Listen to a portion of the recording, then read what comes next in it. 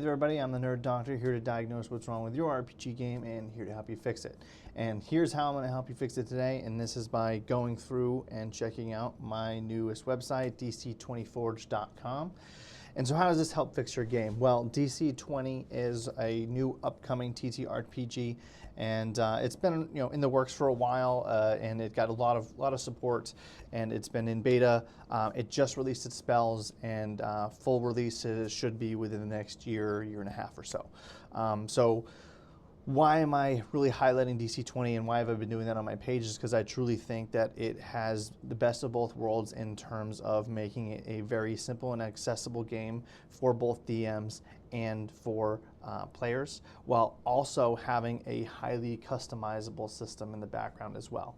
And what I mean by that is that when it comes down to it, if you want to play just a straightforward single class, that's all you want to do, know that class and play that, you can do that. If you just want to mainstream it and just stick to some straightforward actions that you use in combat, you can do that. You do not have to get into the crunch that is what a lot of custom homebrew players love to do with TTRPGs and character creation and all of that. You do not have to get into that. You can stick to it. I do think that a lot of the rules are very intuitive, and when it comes down to it, the spells are made 10 times simpler because of the fact that you have this spell and you have the spell enhancements, and basically you can basically get access to basically any spell from level 1 or 2, and then from then on out you can just enhance those all the way up to level 20. So the same thing with maneuvers. It really is such a great system. What I'm going to do for you today, and just to highlight one aspect of my website today, I'm going to come out with some regular videos for other aspects of my webpage, but I'm just going to make 2 characters. One is going to be short and sweet and straightforward, and then the other one is going to be a little bit of mix and match, show you really highlight the customizable aspect of things and showing you what the character sheet looks like. So let's dive on in. Let's go to characters real quick. So I just have a bunch of test characters in here, but we're going to go ahead and we're going to create a new one. So really starts off simple. I'm just going to pick a human. Actually, I'll pick 2 ancestries just to show you what that looks like. But I'm going to pick a human. Keep it. Actually, you know what? Someone actually already did a video making a human, so I'm going to make something different. I'm going to make an elf. Let's just go with an elf. And because I actually do have a city in my world that's made primarily dwarves and elves, I'm going to do a dwarf. So my ancestry is part elf, part dwarf. I want that toughness from the dwarf. Let's see. That mana from the elf, and with DC20 you get 5 ancestry points to start with, so you can kind of go through. I didn't pick Fiend. Did I pick Fiend? Let's go pick elf. There we go. Okay. Nimble like an elf, tough like a dwarf. So yeah, like, as I was saying, DC20 has basically 5 ancestry points that you start with, and you can basically mix and match these in a single ancestry or 2 different ancestries. And then to use these as you like. So I want that nimbleness. I like being able to take the dodge action as a freebie or the full dodge action instead, so that you can basically get the in disadvantage opportunity attacks. I really do like that. I like bonuses to PD, but I'm probably gonna wear, no, I'm not gonna wear armor, and I know why, and I'm gonna get to that next. Because I'm gonna just keep the same answers, just keep this video short. I'm gonna do the same answers for both characters that I make, and so I'll show you how that works there. A trade expertise would be great. I'm gonna take it. I'm gonna take it in blacksmithing because I do have a part dwarf. Do I have any points left? I've got all points used. Okay, so I used most of them in elf, but I took the tough with it, getting me a little extra HP, which I do think would be great. I could take it trade expertise in either one of these. Didn't have to be that.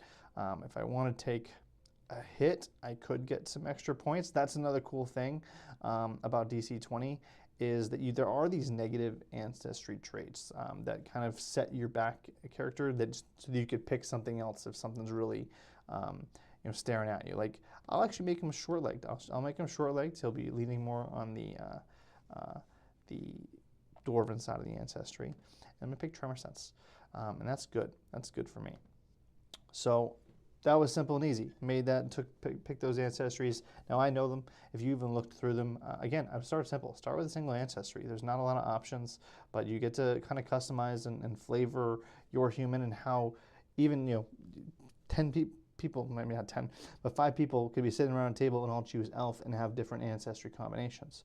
Kind of shows the flavor of how ancestry is different from person to person. Whereas in D&D and a lot of other ones, other than like variant human, it's like the exact same for everything. There's no customizing at all, which I really love about this. So I'm going to start with barbarian, just because I do want to highlight, and I have highlighted a little bit in the previous video, but I'm just going to do barbarian, level 1. Actually, no, I'm going to make this a level 2, just because, again, I'm going to go down to level 2. One of the abilities I get is to choose a talent at level 2. And I am going to take, barbarian doesn't get any special bonuses, so I will take, I'll take an attribute increase. That's what I'm going to do. I'm going to take one of those. I'm going to be able to get 2 extra attribute points when I move on to next. And at level 2, you'll also get a path point. Now, I'm playing a barbarian. I'm not going to do anything fancy. I'm going to keep a martial, so I'm going to get an extra XP and a maneuver with that. And so moving on, all right, through the first 2 steps, wicked quick. And here we go. Okay, so here are all of our maneuvers that we can choose from. So great, we got a wide variety here. So there are 29 different maneuvers that we can choose from here. Now I'm feeling like I'm gonna lean more attack and defense heavy.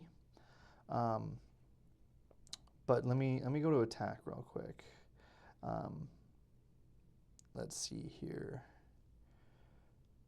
Let's take a look. What's Path Carver? So make an area martial attack with a melee weapon or unarmed strike against AD. Now, a lot of things don't actually attack. Having a good balance, I think, between having an area attack and a precision defense attack. And if you don't know what I mean by that, in DC20 you have 2 different defenses. You have a precision defense and your area defense. Your precision defense is like how you're nimbly able to block dodge using your intelligence and agility, whereas your area defense is like kind of how tough you are and able to grit through hits, being your charisma and your might. So that's generally where they lean on. So I think having a balance of these, having ability to hit something other than PD, I think is a really good thing. So let's see. So we got that. I've got 3 of them. I also kind of like this idea. Is this another? So make an area martial attack using your melee weapon. So 2 different things that attacked area, but what's the difference here? This is every target within range, so that's multiple targets. I love multiple targets. Let's see what path. I just want to see the difference here. So every target in a 4-space line. So one's a line, one's an area. I like those. So now that I've got 2 that kind of attack area, because every other I do is going to be PD. So I like having those 2. What's Swift Strike? Okay. Remove the number of spaces up to your speed and make a melee martial attack against PD. So basically getting to use your movement without having to use an action point is essentially what we're talking about. Up your space, make a one large. Yeah. So I like that. I like getting a 2 for 1. So I'm going to leave attack heavy. Forget the defense. I'm not going to do a might build, I don't think. So I'm not going to be going for grapples. Yeah, no, I'm good with those 3. Speed is 5. Okay, so a few different ways. I'm not going to do the roll stats today just because I'm going to be implementing a new dice roller soon. And I'll highlight that there. So I'm going to ignore that for now. I'm just going to, I like my point buy, and I get an extra point here. So 12 plus 1, so I've got 3. So I like to lean on both. So I'm going to do my agility, and I'm not going to be very charisma. So I should have 1 more, right? I'll just make it so it's not so negative. That's what I'll do. So two highlighting there, and there we go. That's that easy. put away all my points. Got my there's a +3 cap at levels 1 and 2, so you know, you don't have to think about it too long. Trade, I already have blacksmithing trade, so I'm gonna or rather, I've already increased the blacksmithing trade, but I need the blacksmithing trade if I'm going to get that benefit, and 1 point there. But before I go up there, let's go to skills. I'm not going to increase my mastery cap. So what is increasing the mastery cap? We've just kind of showed you 2 examples of skill and trade, and I took an ancestry point that did that. So the way that DC20 keeps things balanced, and so that people can't completely overload characters, is they put cap limits on different levels. So you know, at you know, levels 1 through 5, rather, or 1 through 4, the most you can kind of have in terms of a bonus skill point is +2. It's called the novice, and then once you go, you know, if you have 0, you're untrained, novice, adept, master, I believe, no, expert, master, grandmaster. So that's how that kind of goes: 2, 4, 6, 8, 10. So as you level up, you can increase those to get higher modifiers, but you can increase the cap where you can go like 1 more. So I've increased my blacksmithing to 1, so I have a +4, where normally I'd have a +2.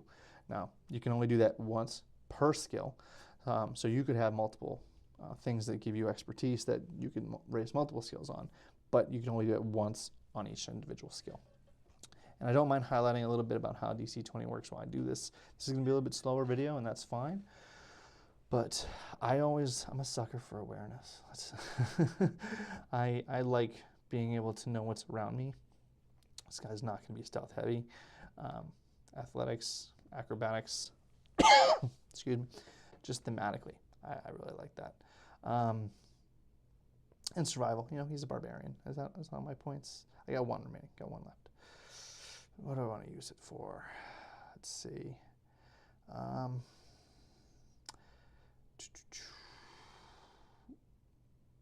We'll go with intimidation. Dwarves can be intimidating. I get 3 points in skills, or trades rather, and I've already used 2 of them. Do I want another one?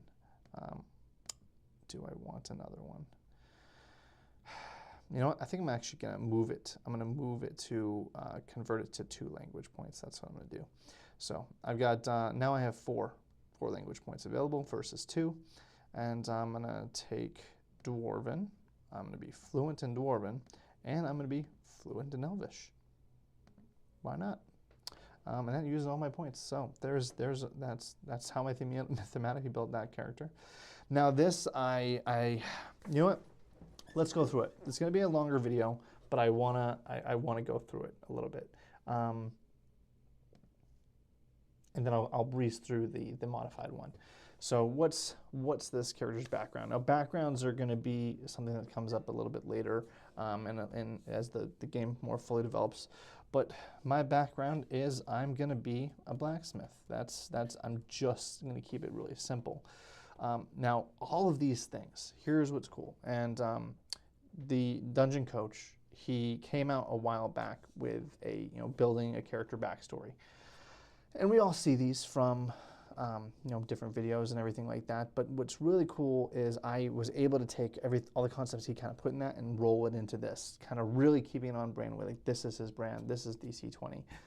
So I really like this flavor. I've actually used this to answer questions about my own characters. I've helped other people answer these questions about their own characters. So it was really cool that this came out the way it did.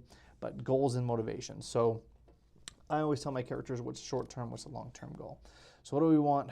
What do you have any immediate goals? Okay, so his immediate goal, he's adventuring because he wants to go out there and find legendary weapons and basically learn from them to make a legendary weapon himself. So his immediate goal is to learn more about metal and blacksmithing. That's his immediate goal.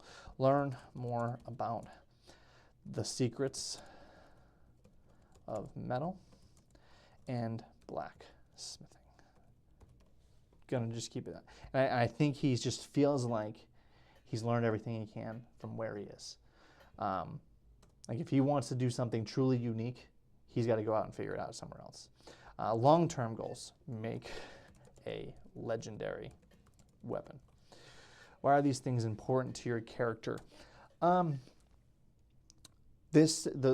city that he's from is, and I will answer that in the very next question. But the city that he's from is a diarchy. It is half dwarven, half elvish, and he wants to basically, there's the competition a little bit between the races, between what's better, metal dwarven work, elvish dwarven work, and actually they've been able to come together and create something truly special in this city. So I think that it's the spirit of his home city to be a creator. So this thing is so important because it is in the spirit of his ancestors. That is why, for lack of giving a better answer right now. Why does your character want to leave their current life to become an adventurer? Well, to learn more. Yeah, I've already answered that question. So where is he from? So he is from a city called Babylon. This is a city in my world. They had the diarchy of Babylon that is half dwarven, half elvish. Babylon of the Atlantean Empire. Yep. I love history, and so my world, my fantasy world, is actually different historical themes, places, and tied into one timeline realm. That's me. a complete ripoff, but that's okay. So friends and family, who are your parents? What do they do? How do they feel about you adventuring? Dad's, I've got let's just say my dad's a dwarf, mother's elf, just because. Dad's a dwarf, mother's an elf. He's a blacksmith. She's a herbalist. She's into herbalism. But I never took after my mother. Didn't find their stuff interesting. That's why. And I can name them and everything like that. And I'll roll a die. Let's roll a die. And don't make fun of my die.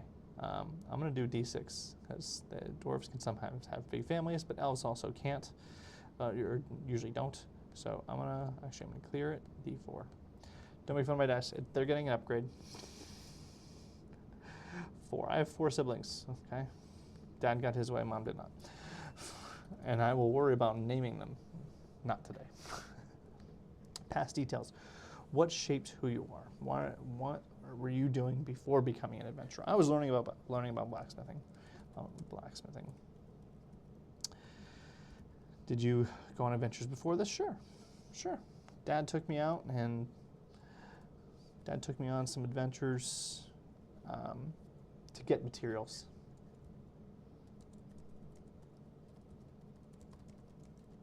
He always talks about how important the material is when you're building a weapon. Yeah, rival. Definitely have a rival.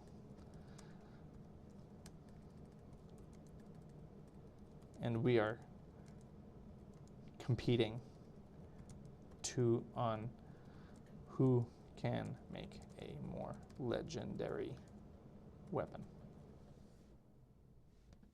Can't type today. And again, I'm not going with names because I'm just showing you a concept. What do you love? What do you hate? What do you fear? What do you love? I love metal. I know, very one-dimensional. Love metal. Hate nature. Yeah, this is going to be a conflict between me and my mom. What do I fear? I fear dying forgotten. Yeah, I think that's good. What connects you to this world? What do you respect or value in others? I respect creativity. I do. I think the only thing that I like about my mom is how she arranges flowers. Like she'll obviously use a lot of stuff for concoctions, but she'll make arrangements. So I respect creativity. Are you bound to organization or person? No. What unbreakable promises do you have? I have a promise to Moradin.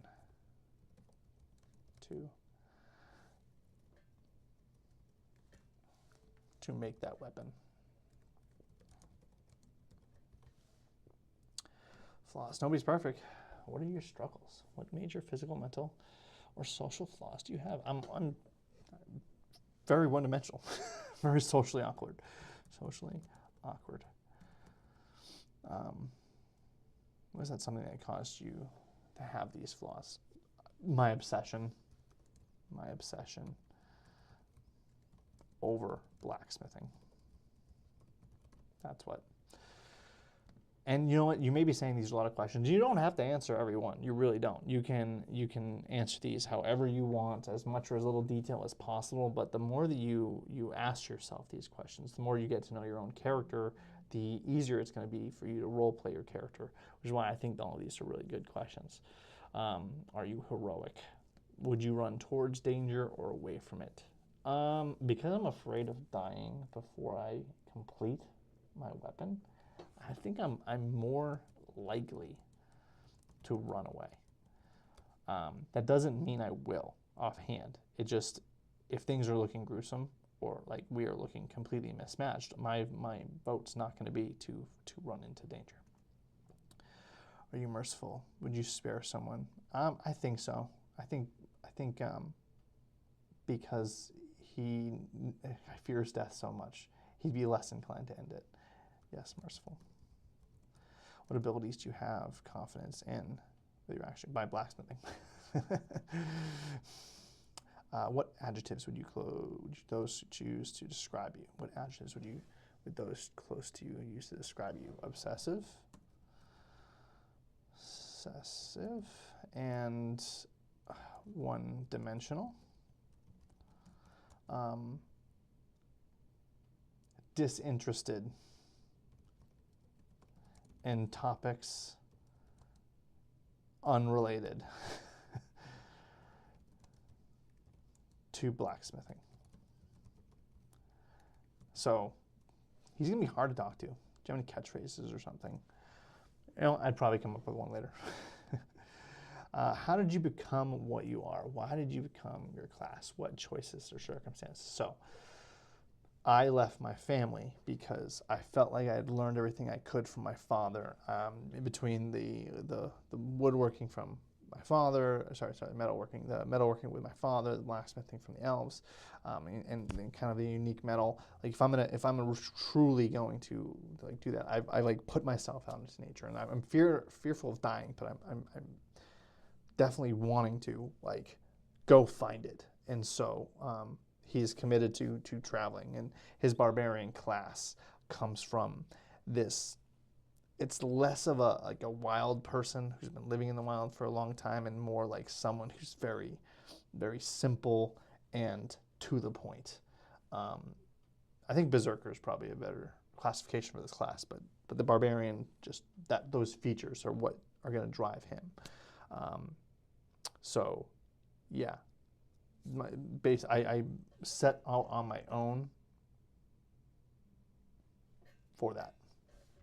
But I've already wrote that out. Plot hooks. Did you lose something very important? Yeah, I'm not going to get into that. That's more for GM conversation. But there we go. That sets it out. So then last but not least, selecting starting equipment. So battle, great axe, very much like a dwarf.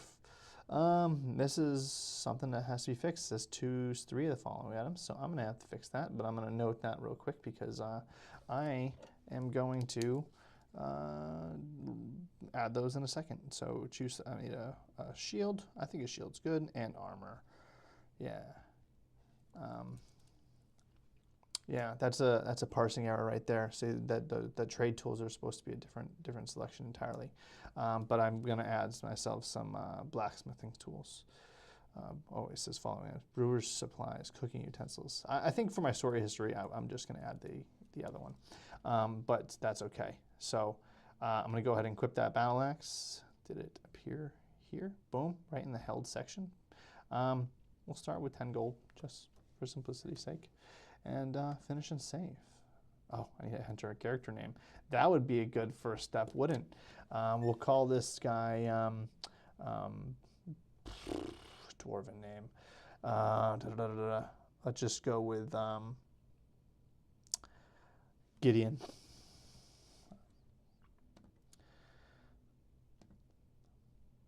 But fixing that parsing error on the Barbarian, that's something I'm gonna have to do. And give it a second, it takes a second to load. There's my 10 gold, perfect. Held battle axe, awesome. But we're gonna add some armor here, some armor. Just some simple deflecting heavy armor, defensive. I'm gonna keep it light. Defensive armor. Let's go with PD. No. Defensive light armor. Fortified light armor. 2-2. 2-2. Right here. PD. That's what I want. I want 2 to PD. And here's why. When I rage, I lose 5 PD. So I want that PD happening right there. That's exactly what I want. So that's exactly what I'm looking for. Not sure why that didn't start off full, but okay, we've got Gideon the elf dwarf. That did not take long. I don't know how long that took, but probably like 10 minutes. But otherwise, we have a working character right now. He's got a battle axe, put on the deflecting armor, which is going to give me a +2 from the equipment, so that when I rage, it's only a 9 instead of an 8, so that's why I did that. But anyways, that's just me thinking through. But even despite being short-legged, I get +1 from Berserker, so I actually end up with a normal speed. So that's pretty funny. But yeah, this is the character sheets after it's all said and done. And once we're in battle and we want to go through the actions, we can go through right here. And if I want to attack, I can use an armored stripe. I can use my battle axe, which will tell me some of the properties right there if I need to. If I want to use a maneuver at the same time, I can do that. It'll calculate my total AP and SP as I'm doing so. I wanted to add some damage. I want to add my weapon style, benefits. I can do that. Can't use 4 AP. Can't use that many resources. But anyways, I can probably increase the length here. Yeah, nope, 2 SP is my max, can't do that. So it does set those limits for you. It shows you, how many you can use. Actually, I can't do 1 more AP. Insufficient resource. Oh, you know why? Because it's sitting at 3 right now. Actually, I don't know why it's happening, but I'll fix that in just a minute. But that just shows you, like, if you're doing an attack, this puts you right there in the driver's seat of choosing, are you going to choose the battle axe? Are you going to use any maneuvers at the same time? Are you going to spend any extra resources, SP, AP, any of those things? In order to do that, automatically calculates it for you. And then when you use the maneuver, it'll automatically take them off. So you can see how the actions have removed the resources, and there you go. And then on a full rest, you can go ahead and it will reset everything nice and full, except the AP, which not a big deal. But I told you I was going to show you a second character, and this one's going to be quicker because I'm not going to go through all of the background, but I'm just going to go through in the Barbarian. And no, I'm going to keep the Barbarian, but I'm going to show you one little change I'm going to make here. I'm just going to change the talent, and I'm going to go to Novice Multiclass, and I'm going to go, I want a Monk feature. Monk training. So there we go. And I don't believe, yeah, maneuver stays. These are still set, perfect. All right, those are still set, perfect. So updating character. And this is just one little change I'm making, but I'm showing you how the multi-class basically works. So I did that. This gave me monk training, which actually gets me a bonus of some AD, so PD here. And the reason I did that, because I can actually take this armor off. Take this armor off. And I'm at 15. So without armor, I actually have a better physical defense while I'm raising, which is really cool. So it's just a way to kind of shore up things a little bit on one end, but the monk physical training is unarmed strikes. I can deal extra property damage. I should be able to choose that in here. And I probably didn't. I probably just skimmed right over it. Yep. So there's my iron palm. I can choose a weapon style. And so when I'm unarmed, I can give it a weapon style, see what that does. Target hits and kickback with a hammer, an axe. The target makes a repeated physical save. Now I can already get that with my hammer, my battle axe, so I'm not going to use that. So maybe I'll treat it like a pick. Target makes agility save. The target becomes hindered until the end of the turn. I kind of like that. Spear. Target makes feel slowed. I like that too, especially since I'm slower. What about staff? Target falls prone. I like that even more. So I can treat my iron palm hand like that. Updating character. Sweet. That's what I want to see. Beautiful, beautiful, beautiful. +1 for quick reactions, two for monk training. I love it. I love it. But that just shows you, again, one little change, one little customizable thing, and you're off to the races. And now you're starting to look at this with different vision, different view of like, oh, okay, how do I want to kind of manipulate this? And at the end of the day, if you want to keep it simple, you don't have to. Like it's really not going to make that much of a difference from you from a power perspective. I know it seems like I did, but I actually didn't, because you get other benefits from that other. So the benefit I got from this one is I increased my physical defense, which as I wanted to do with my barbarian. But if I kept the other option, if I kept the other talent, I got an extra attribute, which I no longer have. So I actually lost this. So the attribute I have, and this is, it's showing wrong because it didn't reset. But if I go into my attributes, which I'm going to lose, all of those +1s to skills I had before are now gone. So that is pretty much it from here. It's taking a while just because I'm recording at the same time. Yeah, there we go. So attributes, I know I'm at -1. So I have to remove one. So I had added it to charisma. So I'm going to have to fix that. But I'm gonna remove it from there and get that fixed. But that's just going to show you real quick about how those changes can make a world of difference. Is like, oh, I can take an extra point attribute, which helps me overall, or I can get really specific and target one specific thing. And that's up to you. You get to customize this and do this however you want to play, however it thematically fits. The thing that I love about DC20, and I've been talking about this with a lot of people who commented on my too gritty or too crunchy video, and that is, you're right, there is a lot to it. There are a lot of things that you can really get into the weeds on in DC20 as you're going through the rabbit hole about how different things affect different things. But when, and as a creator, as someone who's working on all this, I see that more than anybody. But what I also know is when you're a player and you just have this concept in your head about what I want it to look like, and you find what you want it to be, you can plug it in. And I think that's what I love about DC20 more than anything else, is because when I've made characters in the past, in other systems, D&D, 3.5, Pathfinder, you name it, I haven't been able to get the feel I'm looking for. But then when I go to DC20, I find exactly what I'm like, what I look, and I even like know where I'm going with it across like different multi-classing and talents things. Just because they're able, you have these talents, you have these paths, you have these different things that you kind of add on to your character to give you a little bit more, a little bit early on, because the first 10 levels are the most important, because that's where most games are, and you want to get a little bit more out of it if that's all you're going to do. Everyone hopes for that level 20 game, but this doesn't happen very often. And so if you only get 10 levels, you want to make the most of those 10 levels, and DC20 absolutely gets you that. And then on those games where you do go above 20, well, that's where it really gets interesting. And I can't wait to see where that path goes. But thanks for watching, guys. Again, hit those likes and subscribe buttons if you want to support our channel. Head over to DC20Forge.com. It is not perfect. As you just saw, there's a couple little things, a couple little bugs here. This only gets better by people playing, and let me know, because I can't do it all. There's obviously a lot to it. But it works well enough for you to be able to run games. You can easily go out here and you can print PDFs. One thing that I made sure to do is you can click the PDF button. It will generate PDF, and it's actually not going to move it because the camera moved with it. Awesome. So it just shows you real quick. Oh no, my name's here. Don't look me up, guys. I'm gonna have to blur that out. But right up here, it just shows you everything's already filled out for you. All the languages, all your features. It obviously doesn't have the descriptions or anything in here, but it's all pre-filled out. And you can come in, if you can print it out, you can edit it as you like.